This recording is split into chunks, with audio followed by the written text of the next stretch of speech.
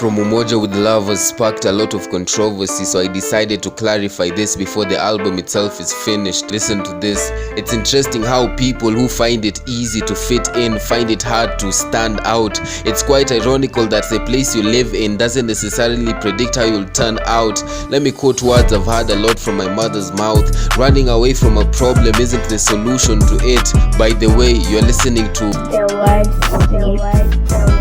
Tell me something. Why are we always judging? Why is it that one of the first questions you're asking is unaishi wapi, wazazi wako ni nani, not wanaitwa nani, yani wanafanya kazi gani? Because in our contemporary society we value money higher than even sanity. That's why people are losing themselves in search of gems to prove something to the rest. We are being weighed down by the crowd. Their comments seem to matter so much, such that a young man pouring his heart out is somewhat irrelevant just because he named an album from Umoja with Love. Have you ever heard of Kirk Douglas, an award-winning actor, wrote an autobiography, and do you know what he put on the front cover? The Ragman's son.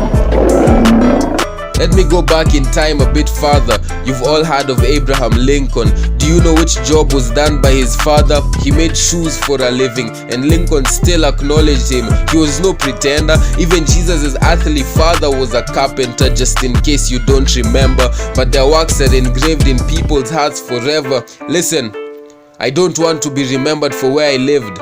I want to be remembered for who I was and what I did despite where I lived. They say a ship doesn't sink because of the water surrounding it, but because of the water which gets into it. So be careful from whose mouth your ears feed. Pictures don't prove you've made it. Regular outings in designer outfits only show that you're a fan of partying and good at dressing. So let's stop pretending. You can't take positive steps ahead if you don't first accept yourself. Usipojipenda nani atakupenda? Don't let your surroundings twist your agenda. Money and poverty don't last forever. I'll be happy if only one person doesn't give up because of the words God speaks through me, instead of being pressurized because of me. If there's one thing I've learned is that you should live discreetly, humbly, not in a way that seems to be shouting, hey everyone, look at me.